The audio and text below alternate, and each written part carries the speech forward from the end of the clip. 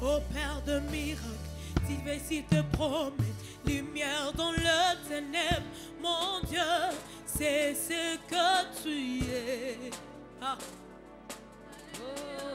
Tu feras un chemin, ô Père de miracles, tu fais sur tes promesses, lumière dans le ténèbre, mon Dieu, c'est ce que tu es.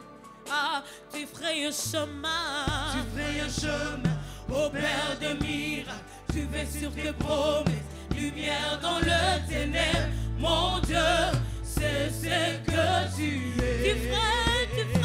Tu ferais un chemin, tu ferais un chemin, ô Père de miracles, tu fais sur tes promesses, lumière dans le ténèbre, mon Dieu, c'est ce que tu es.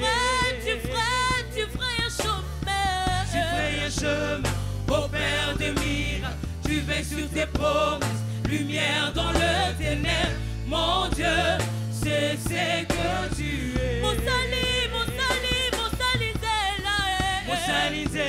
Mon sali nabikam, mon bombia bilak, winda na bombo, Yahweh, Yangone osa.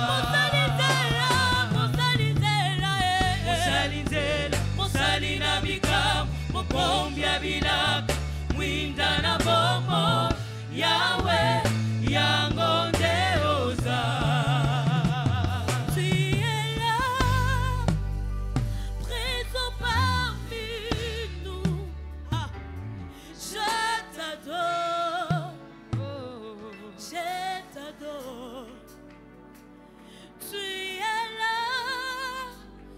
Agissons parmi nous, je t'adore,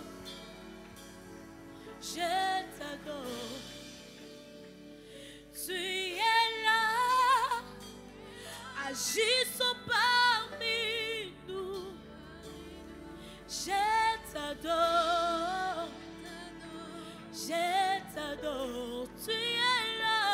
tu es là, présent parmi nous, je t'adore,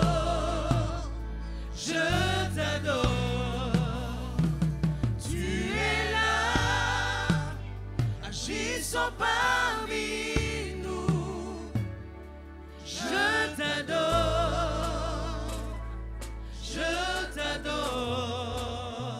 oh, tu ferais un chemin, ô Père des miracles, tu vas sur tes promesses, lumière dans les ténèbres, mon Dieu, c'est ce que tu es. Oh, oh, oh, tu ferais un chemin, ô Père de miracles, tu vas sur tes promesses, lumière dans les ténèbres, mon Dieu, c'est ce que tu es. C'est ce que tu es. C'est ce que tu es. Oh, c'est ce que tu es. C'est ce que tu ferais un chemin. C'est ce que tu es. C'est ce que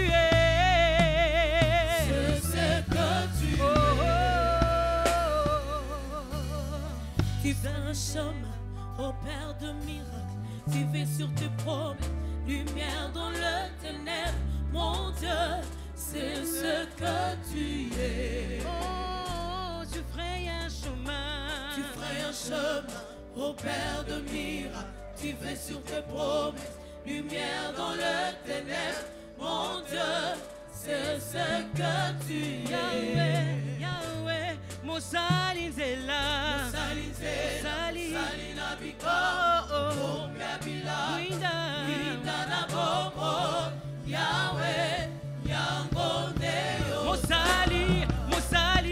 salinzela, Mokombi, salina biko, Yabila, Winda, na bobo, Yahweh, Yangondeo. Mo salinzela, salina biko, Yabila, Winda na bobo, Yahweh, Yangondeo. Mo salinzela. Salika bika, Mupombia Villa, Windana Bobo, Yahweh, Yangondeosa. Kiti aboko dinayo, kolo yeswe. Eko umela, seko. Lobiko oyeu dinayo, kolo yeswe. Eko umela, seko. Délivrance oyeu dinayo, kolo yeswe. Eko umela, seko.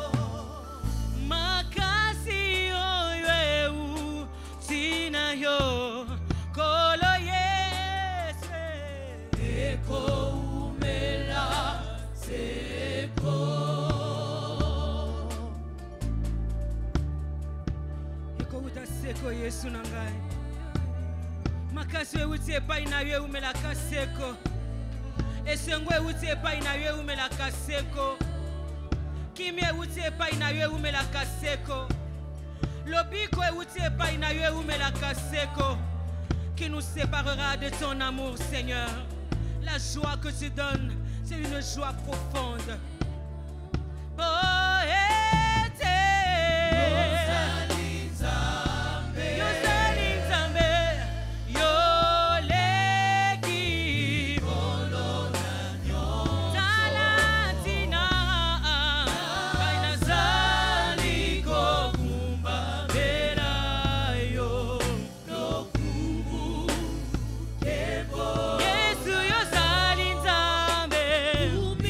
Yesu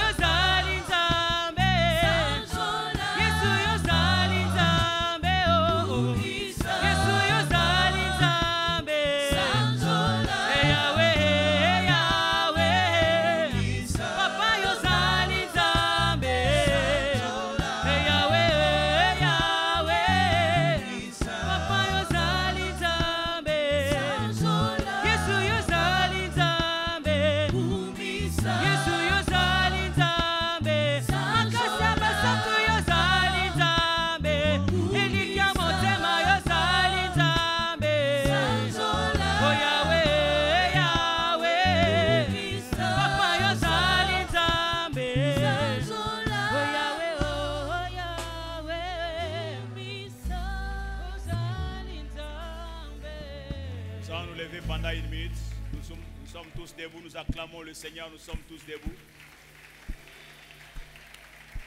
Nous remercions le Seigneur pour Golgotha. Souvenons-nous que son corps a été déchiré, son sang a coulé. Et si nous avons la vie, c'est à cause de son sacrifice. Merci Seigneur. Bénis ta parole dans nos cœurs, s'il te plaît. Utilise ce faible instrument pour nous transmettre ta pensée. Au nom de Jésus, nous prions ensemble, nous disons Amen. On va voir ce qu'on peut prendre. Il faut qu'on écoute la parole de Dieu ce matin. 2 Corinthiens chapitre 6, rapidement. 2 Corinthiens chapitre 6, à partir du verset 11, nous allons lire. 2 Corinthiens 6, à partir du verset 11. Nous lisons au nom de Jésus-Christ. Amen. Notre bouche s'est ouverte pour vous, Corinthiens. Notre cœur s'est élargi. Vous n'y êtes point à l'étroit, mais c'est votre cœur qui s'est rétréci pour nous. Rendez-nous l'appareil. Je vous parle comme à mes enfants. Élargissez aussi votre cœur. Ne vous mettez pas avec les infidèles sous un joug étranger. Car quel rapport y a-t-il entre la justice et l'iniquité? Ou qu'y a-t-il de commun entre la lumière et les ténèbres? Quel accord y a-t-il entre Christ et Bélial? Ou quelle part a les fidèles avec l'infidèle? Quel rapport y a-t-il entre les temples de Dieu et les idoles? Car nous sommes les temples du Dieu vivant, comme Dieu l'a dit. J'habiterai et je marcherai au milieu d'eux. Je serai leur Dieu et ils seront mon peuple.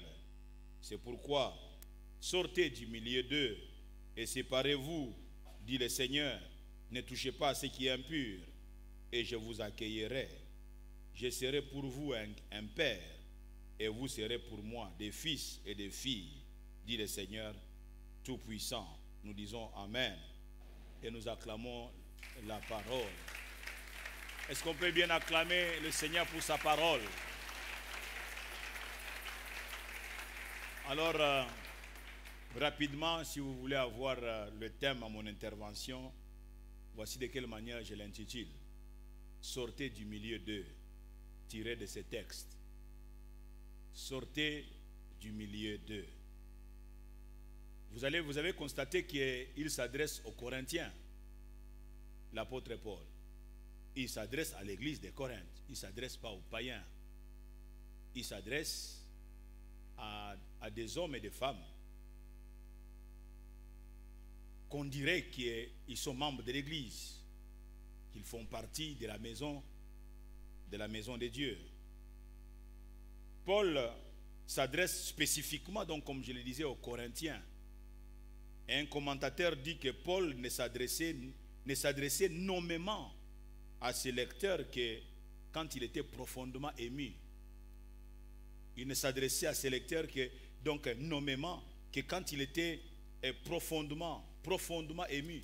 Vous pouvez le constater aussi lorsque vous lisez dans Galates au chapitre 3, Galates au chapitre 3 et le premier verset, là il est en train de s'adresser nommément donc à cette catégorie de personnes, à cette église. Il dit: ô Galates, dépourvus d'essence, qui vous a fasciné, vous aux yeux de qui Jésus-Christ a été peint comme crucifié. Il s'adresse nommément, il s'adresse directement donc aux Galates. Vous trouvez le même esprit donc au chapitre 4 de Philippiens, le verset 15. Il s'adresse directement aux Philippiens. Il dit ceci, verset 15: vous le savez vous-même, Philippiens, au commencement de la prédication de l'évangile, lorsque je partis de la Macédoine, aucune église n'entra en compte avec moi pour ce qu'elle donnait et ce qu'elle recevait. Quand vous lisez la suite, vous allez réaliser qu'il est en train de parler avec un amour particulier, un cœur touché de la manière dont les Philippiens pouvaient, même à distance, se souvenir que cet homme a besoin du soutien financier, du soutien pour que son ministère puisse aller de l'avant. Et il parle avec tout son cœur. Donc ému. Et on a la même pensée donc dans les textes que nous venons de lire des Corinthiens 6 au verset 11. Là, il est en train de s'adresser aux Corinthiens en disant: notre bouche s'est ouverte pour vous, Corinthiens. Notre cœur s'est élargi. Notre cœur n'est pas à l'étroit pour vous. Notre cœur s'est élargi. Notre cœur est large. Nous vous portons dans notre cœur. Il dit: vous n'y êtes point à l'étroit. Vous n'êtes pas à l'étroit dans notre cœur. Mais c'est votre cœur qui s'est rétréci pour nous. Il fait remarquer que vous n'étiez pas comme ça, Corinthiens. Votre cœur s'est rétréci pour nous. Dans mon cœur à moi, non. Il y a toujours de l'espace pour vous. Il y a toujours de la largesse. Il y a toujours... Le cœur est élargi. Il y a toujours de l'espace. Mais c'est chez vous que votre cœur s'est rétréci. Votre cœur s'est rétréci. Et il dit que dans notre cœur, vous n'y êtes point à l'étroit. Verset 13 dit: rendez-nous l'appareil. Je vous parle comme à mes enfants. Élargissez aussi votre cœur, Corinthiens. Élargissez aussi votre cœur, Corinthiens. Notre cœur s'est montré large. Et une telle bonté de cœur se manifeste pour des amis. Une telle bonté se manifeste pour des amis. Paul est en train de parler en toute intimité à ceux en qui il a pleine confiance. Et il en attend en retour la même affection. Il attend que c'est l'affection qu'il a pour ce peuple, l'affection qu'il a pour cette église, ils puissent trouver dans leur cœur comme du répondant, qu'ils aient la même affection. Comment est-ce que c'est possible? Moi, votre pasteur, moi, votre apôtre, je vous porte autant à cœur, mais que ce n'en soit pas autant lorsque j'attends que du répondant. Chez vous, on dirait que c'est sec. On dirait que c'est un amour à sens unique. Paul est en train de parler, il est ému, et il parle de cette manière-là. Vous pouvez constater qu'il leur parle vraiment comme à ses enfants qui ont dans les cœurs une place privilégiée pour leur père. La place privilégiée pour leur père. Dans ces successions d'antithèses, à partir du verset 14 jusqu'au verset 16, Paul explique combien il est déplacé pour des croyants de s'associer à des incroyants. C'est déplacé, mes amis. Pour des croyants, de s'associer à des incroyants. Il dit: ne vous mettez pas avec les infidèles sous un joug étranger. Ne vous mettez pas avec les infidèles sous un joug étranger. Car quel rapport y a-t-il entre la justice et l'iniquité? Ou qu'y a-t-il des communs entre la lumière et les ténèbres? Qu'est-ce que Paul a constaté dans les chefs de ce peuple? Pourquoi doit-il tenir un tel discours? Pourquoi doit-il s'adresser à l'Église avec ces différents mots? Je peux m'imaginer qu'il a fait un constat. Je peux imaginer qu'il est en train de pleurer en se disant: lorsque nous avons commencé avec cette communauté, lorsque nous avons commencé avec cette église, ils étaient tout flamme, tout feu pour le Seigneur. Ils ne supportaient pas les mélanges. Mais je constate que mon travail que j'ai fait toutes ces années est en train de voler en éclats, parce que je sens qu'il y a tendance à mélanger les choses. La vie nouvelle dit que ne formez pas un attelage plutôt disparate avec des incroyants. La mention d'un attelage de deux animaux différents sous le même joug évoque la pensée de Deutéronome 22 verset 10 qui dit: tu ne laboureras pas avec un bœuf et un âne attelés ensemble. Tu ne laboureras pas avec un bœuf et un âne attelés ensemble. Vous savez, dans l'agriculture, autrefois, c'est une technique de temps en temps qui est utilisée sous d'autres cieux. Mais c'était des années auparavant. On prenait les deux bœufs ou les deux taureaux, on les mettait ensemble, on plaçait donc un bois qui les liait ensemble, et puis on attachait un fer, et ils étaient en train de traîner le fer pour labourer la terre. Donc on mettait pratiquement les animaux de même race, on les mettait les animaux de même acabit, les mêmes poids, pour pouvoir donc faire l'agriculture ensemble. Et on dit que tu ne laboureras pas avec un bœuf et un âne attelés ensemble. Le bœuf était un animal pur, tandis que l'âne était un animal impur. Ils n'ont ni le même pas, ni la même force pour tirer la charrue. Ils n'ont même pas, ils ne peuvent pas et donc garder le même rythme, la même cadence. Il y a un qui va courir un peu, aller plus vite, l'autre va aller lentement, et même l'autre n'a pas assez de poids, l'autre a moins de poids, et tu ne peux pas faire ce mélange-là. Dieu est le mélange. Je t'en dis que Dieu est le mélange. Vous allez voir même lorsque vous lisez l'Ancien Testament que Dieu disait, même pour planter, vous n'allez pas mélanger des plantes. Quand vous êtes en train de faire dans un champ, mélanger les plantes. Vous garderez la même plante. Si ce sont les ndembi, vous les gardez. Vous ne faites que des ndembi. Vous ne pouvez pas mélanger dans un champ plusieurs semences. Vous allez voir que Dieu ne supportait pas les habits de couleurs différentes ensemble. Non, Dieu n'aime pas les mélanges. Ce passage est l'un des plus importants passages bibliques sur le thème de la séparation. Le passage que nous venons de lire. Il indique clairement que celui qui veut suivre Jésus doit se séparer de quelque chose. On ne peut pas prétendre suivre Jésus et ne pas être prêt à la séparation. Se séparer de quelque chose. Séparer des infidèles, de l'iniquité, des ténèbres, des Bélial, se séparer des idoles.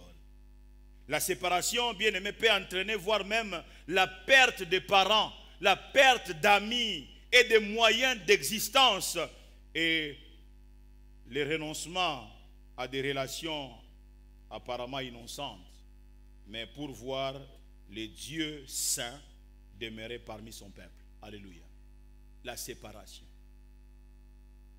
Quand on veut suivre le Seigneur, on doit être prêt à se séparer de quelque chose. Vous savez, un jour, Jésus-Christ a dit, je ne suis pas venu apporter la paix, je suis venu apporter l'épée. Et c'est là qu'il parle que, donc, à cause de moi, tel sera haï de sa famille, de son père, le père sera haï, ainsi de suite. Haï à cause du Seigneur. Parce que tu suis le Seigneur, les gens ne te supportent plus.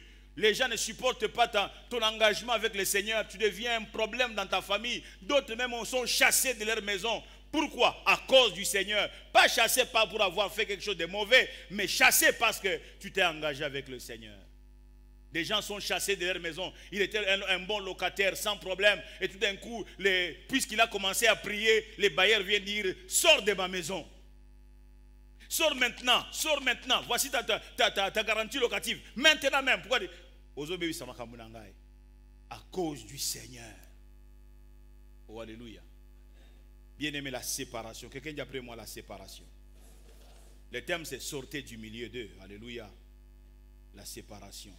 Tu dois accepter de te séparer. Tu ne peux pas dire que tu suis le Seigneur quand tu n'es pas prêt à pouvoir te séparer.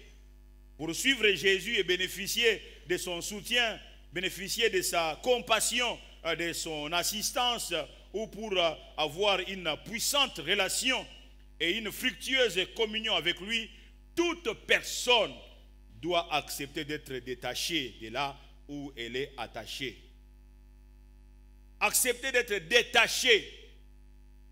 Lorsqu'il devrait entrer en Israël, en Jérusalem, il a envoyé deux de ses apôtres aller dans la ville en disant, vous trouverez un anneau attaché.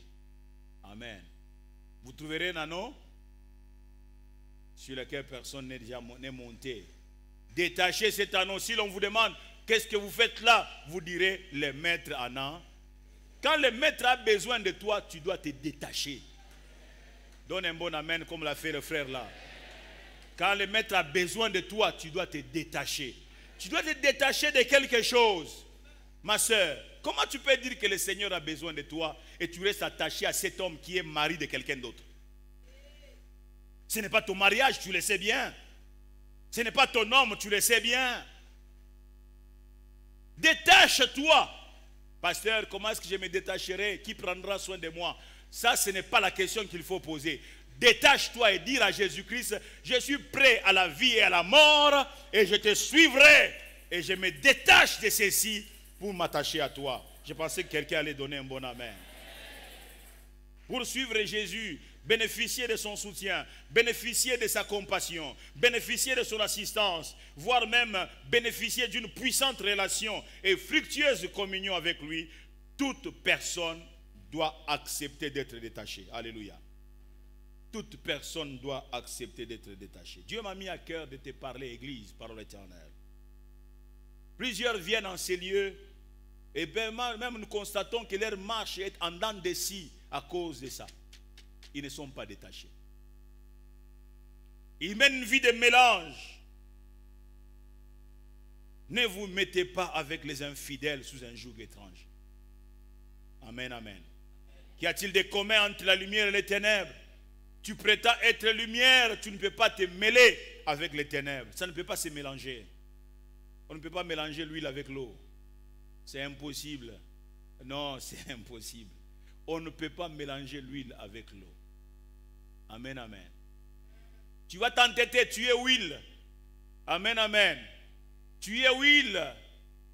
C'est peut-être un demi-litre.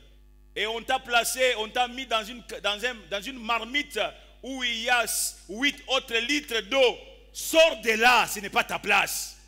Je pensais que je parlais à quelqu'un. Je disais, sors de là, ce n'est pas ta place. Car il n'y aura jamais mélange. Oh, amen, amen. Il est important que tu puisses sortir. Verset 14 à 16 concerne, ce passage concerne toutes les relations importantes de la vie. Justice et iniquité caractérisent tous les domaines du comportement moral. Il n'y a pas de rapport entre la justice et l'injustice. Lumière et ténèbres ont trait au discernement des choses de Dieu. Lumière et ténèbres. Si tu es ténèbres, les ténèbres ne savent pas discerner les choses de Dieu. Mais la lumière, oui. Christ et Bélial désignent ceux qui détiennent l'autorité. Il s'agit de la personne ou de l'objet que l'on reconnaît maître de sa vie. Qui est maître de ta vie? Est-ce Christ ou est-ce Bélial? Qui est maître de ta vie? Toi qui penses avoir pour refuge fétiche, occultisme, amulette, donc autour de reins, rien de tout cela ne peut te sécuriser. Je disais, rien de tout cela ne peut te sécuriser. Tu ne peux pas mélanger Christ et amulette. Tu ne peux pas mélanger Christ et occultisme. Tu ne peux pas mélanger Christ et fétiche. Ça ne se mélange pas. Ça ne se mélange pas. Oh, amen, amen. Non, il y a un problème. Allons-y consulter. Vous allez consulter où c'est? Allez voir Jésus-Christ, alléluia. Et même quand tu as perdu quelque chose, tu perdras cela et tu t'attendras au Seigneur, tu n'iras pas consulter. Parce que si tu as perdu 1000, le Seigneur peut te donner 5000. Si tu as perdu 5000, l'Éternel peut te donner 15000. Je n'ai pas besoin de consulter. S'il veut que je le sache, peut-être même que tu ne prieras pas, le Seigneur te révélera cela. D'où viennent que nous allons-y consulter et vous prétendez que vous êtes allés voir les prophètes. Faux, ce sont des magiciens. Parce que la prophétie, ce n'est pas ça. La prophétie, ce n'est pas ça. Non, non, non. Ton nom, ça commence avec A. Non, non, non. Dieu ne fait pas des aventures comme ça. Tap, tap, tap, tap, tap, tap. Mais, bien aimé, ça c'est en d'autres termes quoi? L'astrologie. C'est en d'autres termes ce que les magiciens faisaient. Bien aimé, pourquoi tant de théâtre comme ça dans la maison de Dieu? Je suis en train de voir, c'est ton oncle qui te bloque.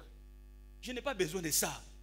J'ai besoin de savoir que j'ai un Jésus-Christ qui est mort pour moi à la croix de Golgotha et qui a débloqué tout ce qui me bloquait au nom de... Je n'ai pas besoin de savoir c'est ton oncle. Et puis après, maintenant tu m'as informé que mon oncle m'a bloqué. Et puis après.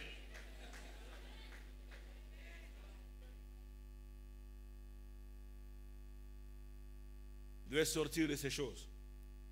Je disais que vous devez sortir de ces choses. Et on est content, on crie, prophesize. Bien-aimé, Dieu a autre chose à faire que ça. La prophétie est biblique, mes amis. Mais quel est le but de la prophétie? Quel est le but de la prophétie? C'est pour édifier. Ce n'est pas pour te mettre en difficulté avec ton oncle. Désormais, quand tu vois ton oncle, ton cœur est comment? Quand tu vois ton oncle, vraiment, moi, des gens comme ça. Mais tu as ouvert la porte. Et s'il est réellement sorcier, il va t'atteindre maintenant parce que ton cœur est ouvert. Tu as laissé la porte ouverte. Tu as de la haine maintenant pour cet homme-là. Ça, ce n'est pas le but de la prophétie. Non, le but de la prophétie, ce n'est pas de placer la haine dans ton cœur. La Bible dit quoi? Haïssez, que dit aimez vos ennemis, n'est-ce pas? Priez pour ceux qui vous... C'est ça la vraie prophétie. Donne-leur à manger encore davantage. Donne-lui de l'argent. Ce sont des feux que tu es en train d'amasser sur sa tête. Ça, c'est la prophétie. Pas une prophétie qui me sépare de la famille. C'est plein comme ça, ces gens de prophétie.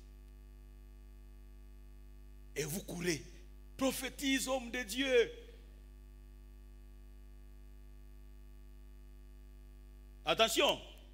Il ne faut pas donc confondre ces choses de dire. La prophétie est biblique. Je ne parle pas, ici je ne suis pas en train de stigmatiser la prophétie. Je suis en train de stigmatiser, c'est ce qu'on prend pour prophétie qui ne l'est pas. Qui ne l'est pas. Et après quoi, je vais vous dire, vous voyez pour ça, je dois prendre 3 jours avec vous dans la prière. Et avant ça aussi, il faut que j'aille en retraite. Je dois aller en retraite en Afrique du Sud. Donc vous devez supporter tout ça. Des voleurs dans les temples. Et ça, vous donnez facilement de l'argent. Hein? Oui, je sais. Vous donnez facilement de l'argent. Là, vous avez l'argent. Quand on dit construisons les temples, non, c'est 3-4 personnes qui s'élèvent. Mais on m'a dit que c'est mon oncle qui mettait. Et le prophète a dit il faut que je sois vraiment $500. Mais tu es allé chez les féticheurs. Dieu a dit vous avez reçu gratuitement donné. Je n'ai pas à te demander. Si toi dans ton cœur tu réalises que non, tu aimerais me donner quelque chose, là, tu donneras. Mais pas que je te dise pour que tu dois non. Et ça, ce n'est même pas la sémence. La sémence, c'est biblique. La sémence, ça vient de ton cœur. Tu décides. Alléluia. Oh, je n'ai pas le temps. Je n'ai pas le temps pour continuer mon message. J'aurais voulu.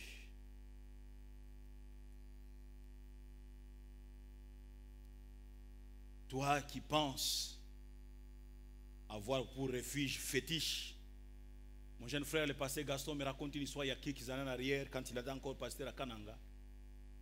Des jeunes gens à 0 heure sont en train de frapper à sa porte. Pasteur, il faut que tu te réveilles. Qu'est-ce que... Pasteur! Il se réveille, il sort. 2 jeunes gens. On les a donnés, ils sont allés chez les féticheurs. Et les féticheurs les a donné un sac en disant tout votre bonheur est ici, dans le sac. Vous voulez connaître la suite? Vous êtes prêts à connaître la suite?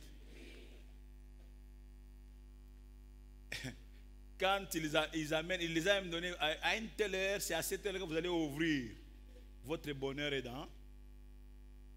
Quand ils ouvrent les sacs à cette précise heure-là, c'est la tête humaine, la tête de quelqu'un. Oui. Et pour eux, c'était la mort. Quand ils sont allés voir les féticheurs, ils ne sont pas voir les pasteurs. Maintenant que ce n'est pas le bonheur auquel ils s'attendaient, et ils se disent, ah ouais, nous sommes foutus. Et au point d'aller réveiller l'homme de Dieu à 0 heure passée. Pasteur, nous sommes foutus. Vous êtes foutus, vous n'êtes pas encore foutus, hein? Vous serez foutus. Simba Simba, Bilialia, Bimela Mela, Bikenda Kenda, Bisimba Simba. Non, nous simbite.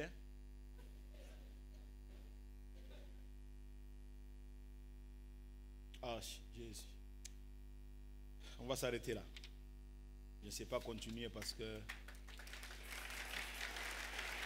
je risque d'être en dehors du temps. Sortez de ces choses. Amen, amen. Sortez de ces milieux-là. Je vais avoir peut-être du temps, peut-être au deuxième culte. Sortez de ces milieux-là. Il se passe des choses dans notre ville de Kinshasa. Des jeunes gens, cadres, des jeunes gens qui peinent pour avoir de l'argent. 7 jours sur 7. Il ne peut pas quitter son travail et rentrer chez lui. Ils ont toujours rendez-vous. Aujourd'hui, c'est à Lemba.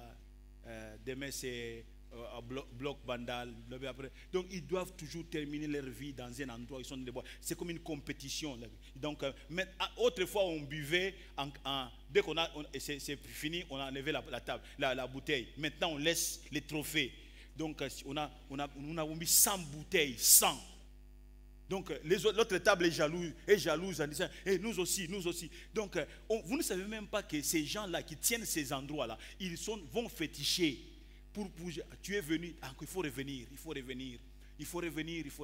Et les raisons qu'on donne à son épouse, c'est quoi? Le directeur m'a retenu. Et il est rentré. Le directeur là, c'est là où il est retenu, avec des petites filles.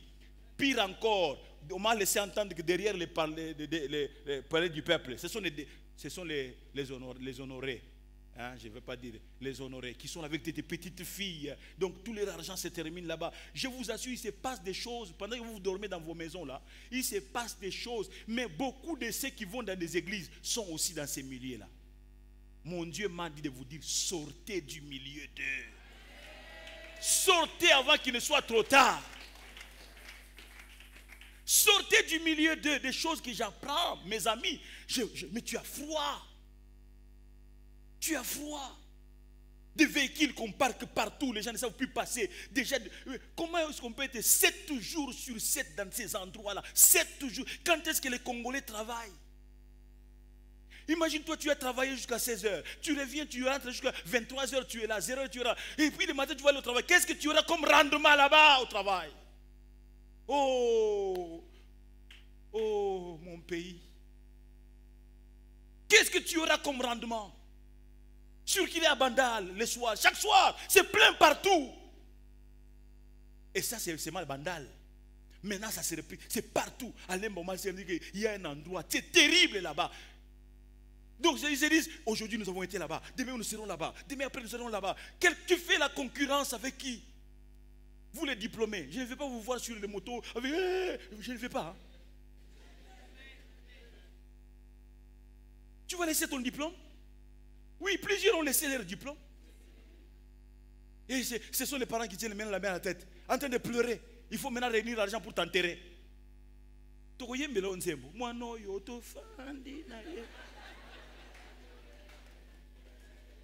Sortez du milieu d'eux. Je parle à quelqu'un.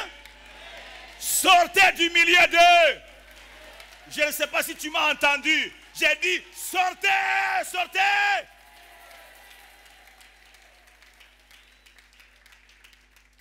Si tu veux marcher avec le Seigneur, tu dois sortir de là. Nous avons nos têtes courbées.